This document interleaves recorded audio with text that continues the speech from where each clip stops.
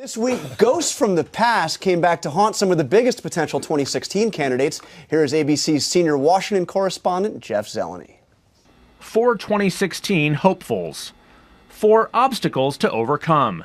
For Hillary Clinton, it was an old audio recording this week that went viral. From her time as a young Arkansas lawyer, she defended a rape suspect in 1975, and she explained how she helped him get a light sentence, even though it seems she believed he was guilty. He took a lie detector test.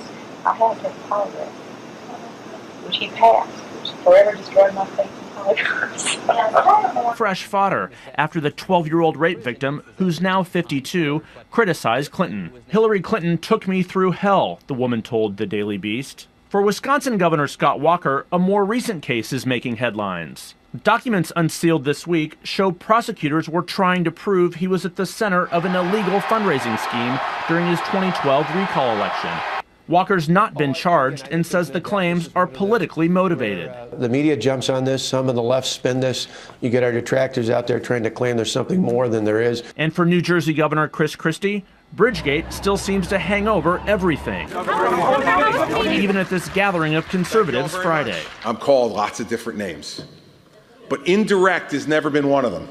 And then there's Texas Governor Rick Perry, dogged again by his own words, this time comparing homosexuals to alcoholics. I may have the genetic coding that I'm inclined to be an alcoholic, but I have the desire not to do that. And I look at the homosexual issue as the same way. He stopped short of an apology, but backpedaled this week. I readily admit I've stepped right in it. For Clinton, Walker, Christie, Perry, and all potential candidates, how they contend with the ghosts of their past is a critical part of the roadmap for their future. For this week, Jeff Zeleny, ABC News, Washington.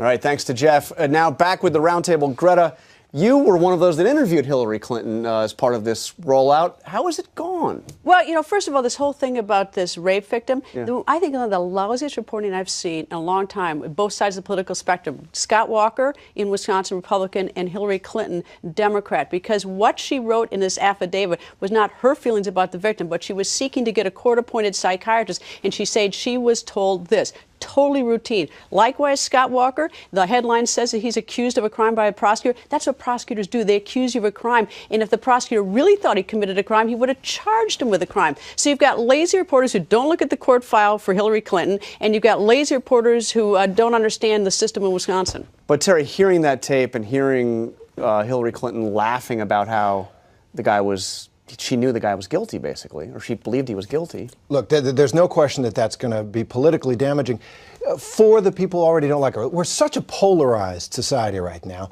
The person you like could have done something horrible, and you're still going to like them. I mean, there's really not that much in the middle. That said, she was clearly zealously defending her client, and that is what she is ethically obligated to do as a lawyer. Well, absolutely. I mean, look, the people who call themselves constitutional conservatives, I mean, the 6th Amendment to the U.S. Constitution says you have the right to counsel, and that counsel must fight for your interests. If you don't like that, then take it up with Thomas Jefferson. But, I mean, the bottom line is, there is a judge, there is a prosecutor, there is a jury. Your job as a defense attorney is to go after it and get your... She also wasn't laughing at the victim. I mean, this is important. If you actually go back, she was laughing at this polygraph, which is very different. And that's why this reporting was so sloppy about her and very sloppy about Scott Walker, too. And polygraphs are a joke. We're going to have plenty of time to debate the 2016 election. She had a terrible rollout on the book. I mean, I'm hearing today it's just dropped in the sales. But I don't think something... They're claiming they're doing fine on stuff. But I don't think something she did when she was 27 at the end of the day. I mean, look, we've all changed. I was different. I'm only 36, and I was totally different at 27. So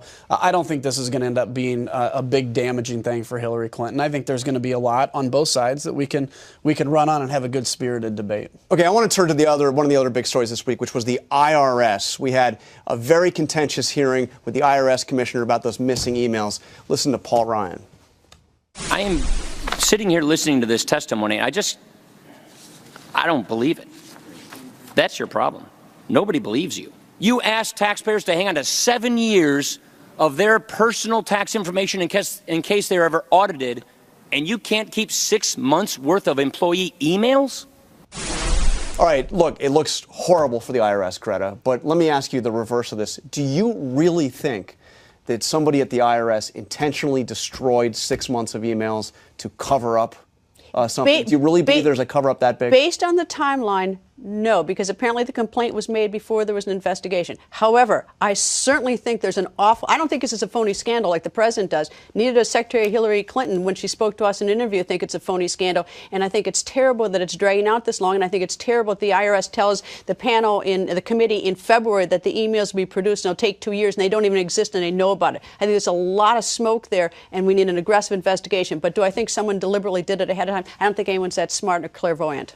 And that's clearly the implication from Paul Ryan here, right? Absolutely, and it's another reflection that there is absolutely zero trust across the partisan line. Absolutely none. The notion that this may not time out correctly or that it is far-fetched will not be accepted as a legitimate explanation by half of the country. And it would be the same if the situation were reversed. See, but this isn't, I don't think this is just about a lack of trust. This is about a real issue. The IRS, supposed to be the most independent organization, coming after Tea Party conservative groups, in essence by their own admission, and then finding out that, oh goodness, we lost all these emails. I mean, this is a lot of, not just smoke, this is fire, and this is something that, you know, maybe there was no scandal behind this, but that's what we absolutely have to get to the bottom of. It's not a partisan issue as much as it's just reality. Well, there is no scandal here. They went after the left and the right, arguably, but here, what this is about is distraction, just like the whole Benghazi thing.